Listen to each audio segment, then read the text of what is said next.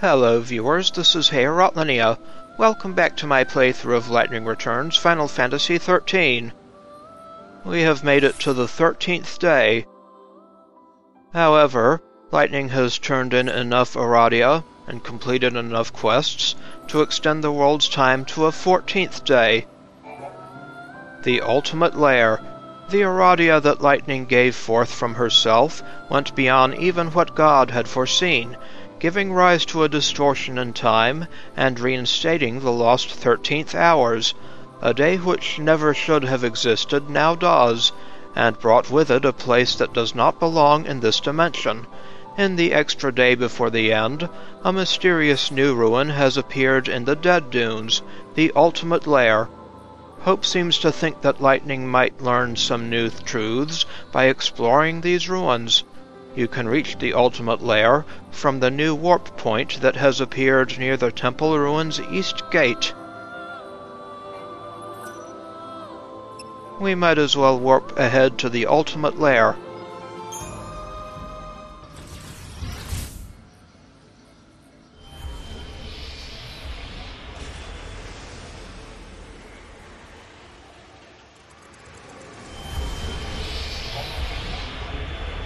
The Ultimate Lair, the Law of the Ultimate. The Ultimate Lair is an unknown ruin born from a lost dimension. In this place alone, time does not stop during battles. Will you be able to reach the deepest levels within the limited amount of time you have available to you? Making your way through the labyrinth.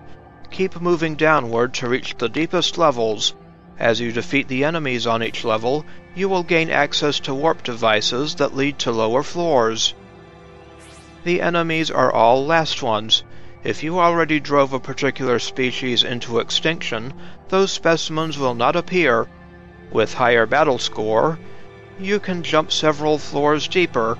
You cannot use Chronostasis in this ruin. You can continue deeper or turn back. The choice is yours. Defeat the most terrible of beasts, and dispatch the ultimates into oblivion.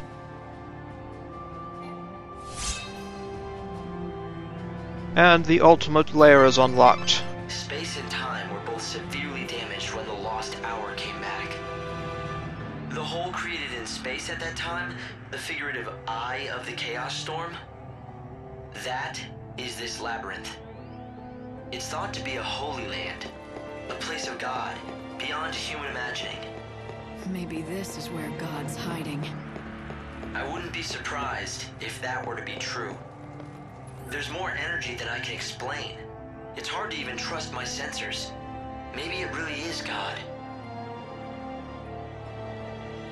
Anyway, here on the first floor you could encounter the Omega Hoplite.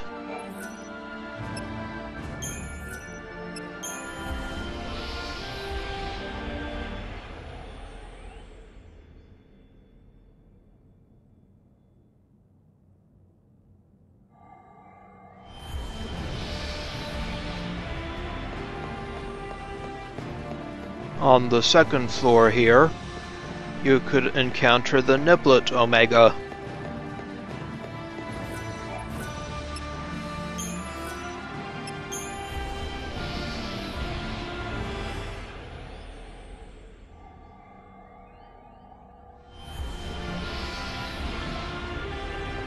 On the third floor, you can encounter the Zaltys Omega.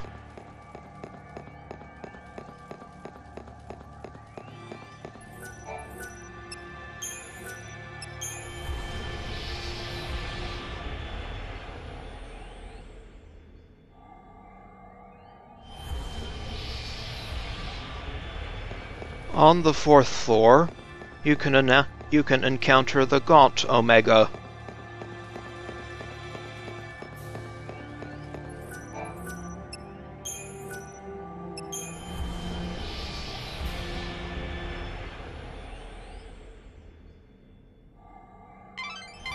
This labyrinth is the lair of the last ones. The last ones are the specimens that appear when a species is hunted to the brink of extinction. Don't think they'll be the same as others you fought. It seems there are even stronger enemies within. Countless countless enemies. Countless monsters, huh? Somehow, I don't think this holy land of gods is exactly what I'd call heaven on earth. Anyway, here on the 5th floor you could encounter the Gremlin Omega. And of course the reason we're not encountering these enemies now is that we already have defeated them. There's only one Omega that I haven't beaten before. On the 6th level you could encounter the Dreadnought Omega.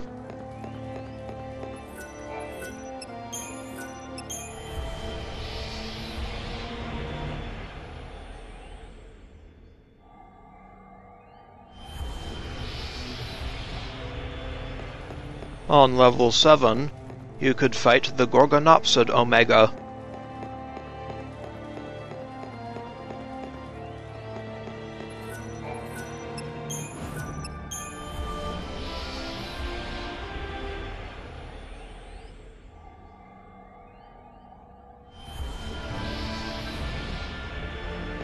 On the 8th floor, you could find the Goblet Omega.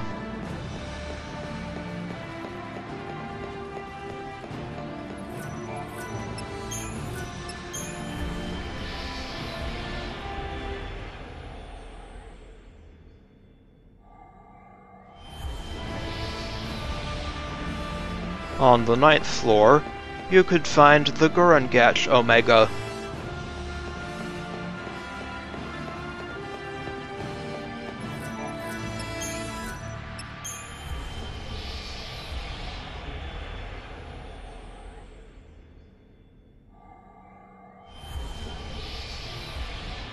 On the 10th floor, you could find the Ectopudding Omega.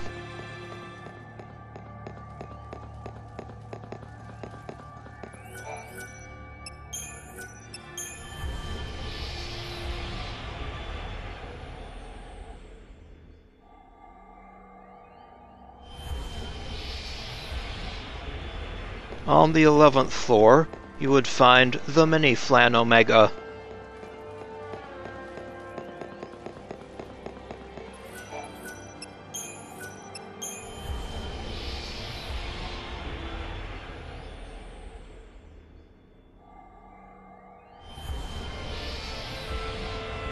On the 12th floor, you would find the Aster Protoflorian Omega. That I definitely wanted to fight with the white chocobo at my side.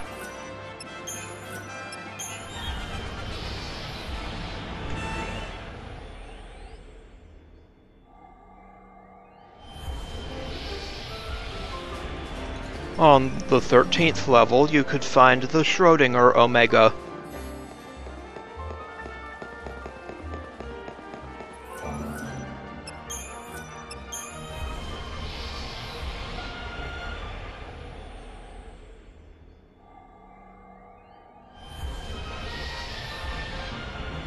On the 14th floor, you could find the Goblin Omega.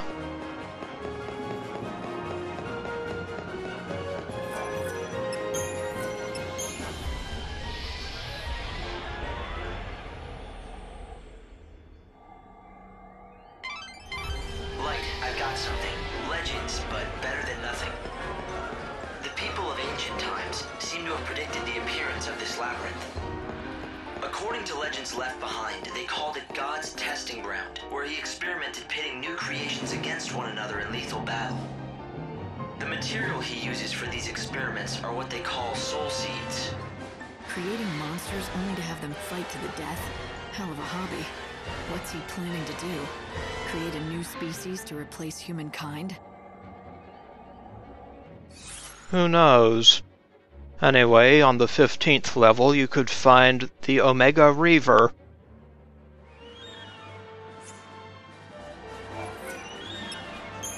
Warp to the next floor.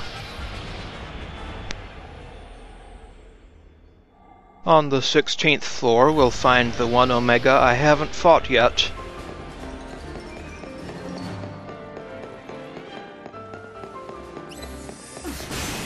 Yep, this bug. Ready, are you?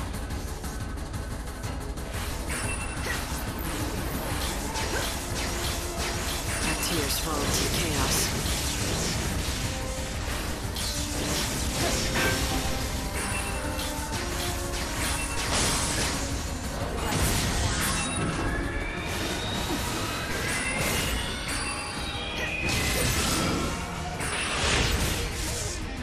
Goodbye, bug. My journey continues.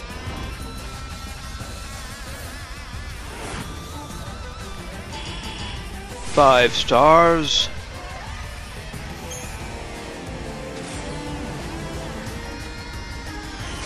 Meonektons exterminated.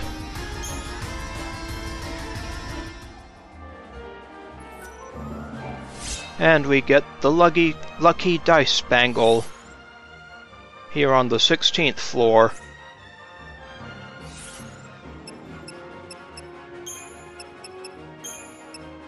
Lucky dice very rarely makes incoming attacks ineffective.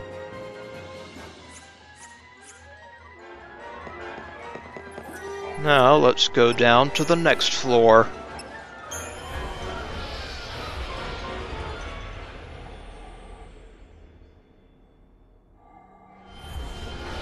On the 17th floor, we could find the Cactuar Omega.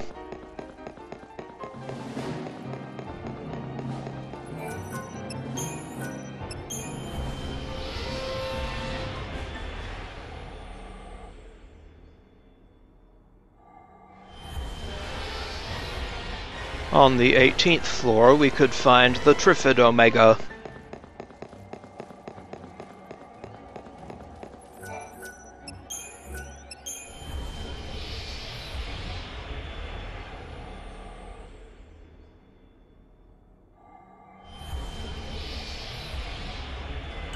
On the 19th floor, we could find the Cyclops Omega.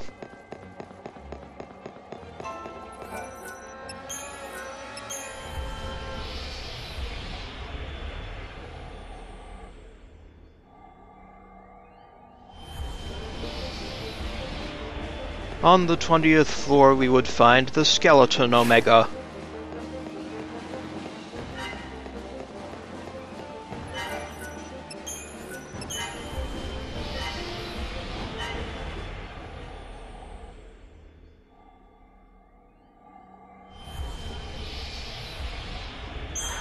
On the 21st floor, we'd find the Sahagin Omega.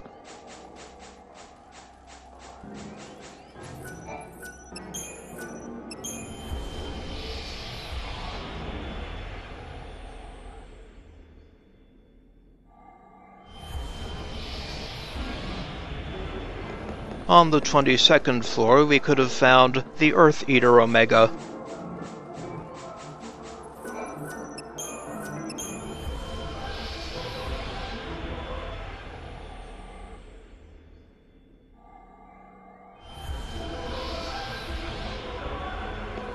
On the 23rd floor, we could have found the Skatane Omega.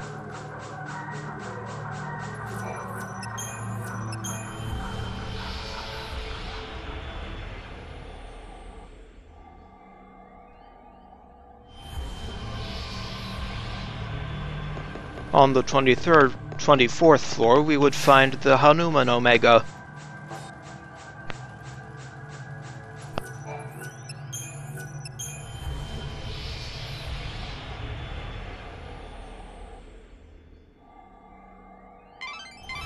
They say that this labyrinth right here is where God labors to create new life. But not all his creations seem to be a success. This is where you'll find his failed subjects, grown wild and mad due to the force of the chaos. Failed subjects just like us. Humans are stained with the chaos that gives us our hearts and souls. That's the reason why we fight.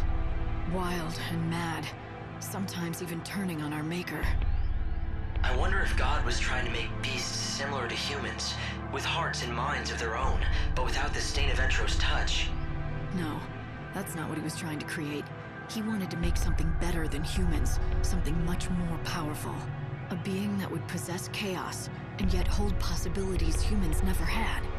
At the heart of this hellish place should be the strongest beast of all, the closest God ever came to his perfect being. Anyway, on the 25th floor we would find the Zaltys Omega.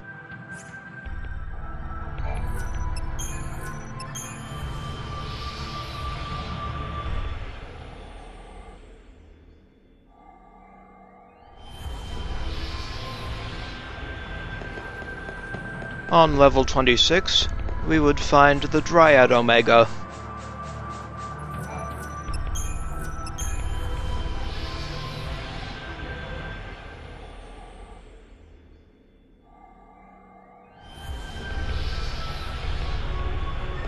On level 27, we would find the Rafflesia Omega.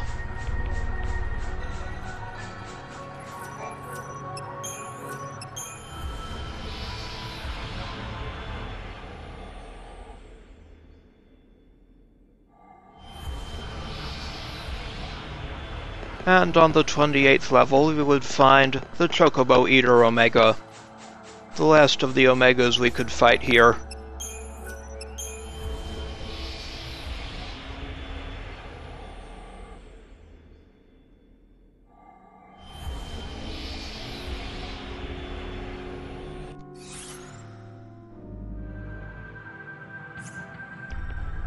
Well, let's continue on. On the last few floors we can find some treasures. This treasure ball holds an X potion. I'll pass it up for now.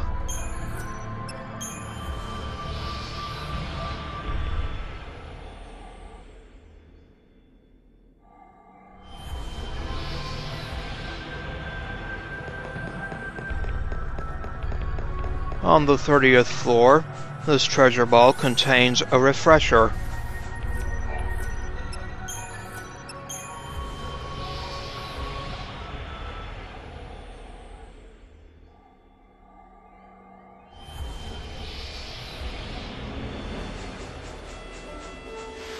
On the 31st floor, this treasure ball contains a Phoenix Down.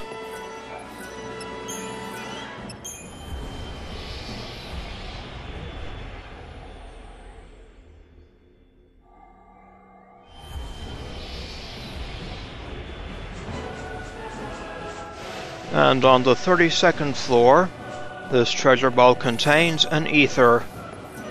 Ah, the good old Bartandalus battle music. Alright, time for some preparation. Let's find that cyber jumpsuit again, with a ghostly hood, and a guard glove.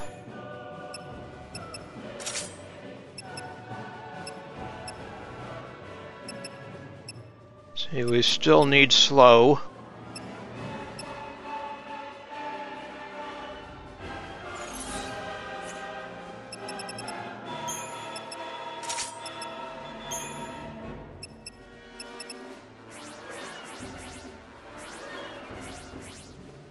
Let's go with Thunder. Yep. See, this is for physical damage resistance. Then we want to find the Quiet Guardian.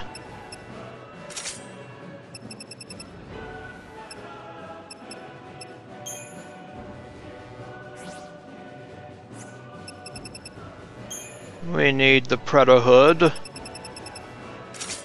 and the Runic Ring.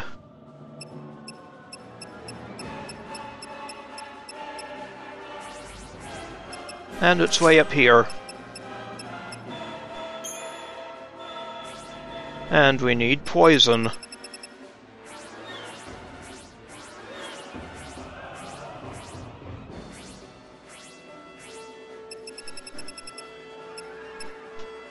There's our poison.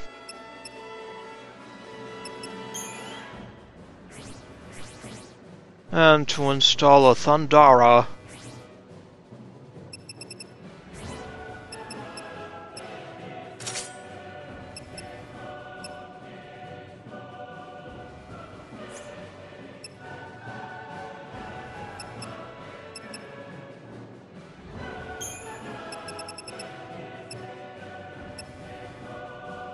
Yeah, I don't need Metagard for this one.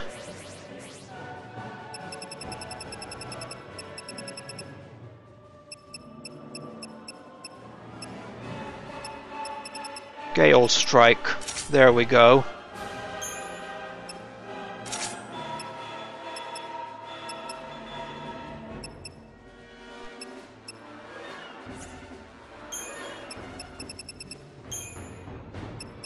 And maybe a Metagard.